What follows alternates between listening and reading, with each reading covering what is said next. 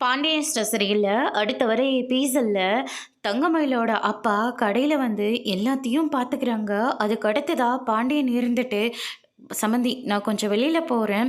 அதே மாரி இன்னும் கொஞ்ச நேரத்தில சரவணனும் கடைக்கு வந்துருவான். அவன் வந்து மத்த எல்லாத்தையும் பார்த்துப்பான். நீங்க அதுவரைக்கும் கடைய பார்த்துக்கோங்க." அப்படின்னு சொல்லிட்டு அங்கேருந்து கிளம்புறாங்க. "என்ன சம்மந்தி இதெல்லாம் நீங்க சொல்லணுமா? நான் கடைய பத்திரமா பார்த்துக்கிறேன். நீங்க மெதுவா போயிட்டு வாங்க." அப்படின்ற மாரி வந்து சொல்லிறாங்க. அதுக்கு அடுத்ததா கடையில வந்து பார்த்தா, நம்ம தங்கமயிலோட அப்பா அங்க ஜூஸு, அதுக்கு அடுத்ததா கல்லாவுல இருந்து பணத்தையும் எடுத்து பாக்கெட்ல போட்டுக்கிறாங்க. இத நம்ம சரவணன் வந்து பார்த்துடுறாங்க. பார்த்த உடனே மயிலும் கடைக்கு வராங்க. "உங்க அப்பா பாக்கெட்ல கொஞ்சம் பணம் இருக்கு பாரு. அத எடுத்து கல்லாவுல போடு." அப்படின்ற மாரி வந்து சொல்லிடுறாங்க. இத கேட்டோன்னே மாணிக்கம் இருந்துட்டு பயங்கரமா ஷாக் ஆகுறாங்க.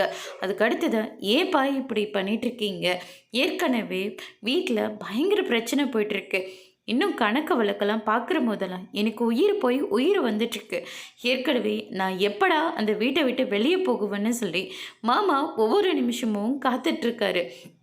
என்னை பற்றின எல்லா விஷயமும் தெரிஞ்சிருச்சு. இன்னும் அந்த நகை விஷயம் மட்டும்தான் தெரியாமல் இருக்கு.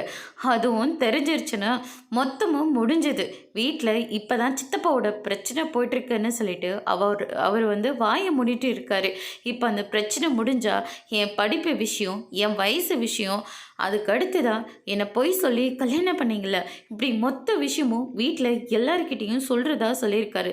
ஏன் இந்த நேரத்தில் இப்படி பண்ணுறீங்கன்னு சொல்லி கேட்டுட்டு அந்த நேரம் பார்த்து நம்ம பாண்டியன் வந்து நிற்கிறாங்க. மயில் சொன்னதெல்லாம் கேட்டோன்னே ஷாக் ஆகுறாங்க. அதோட முடிச்சிருக்காங்க.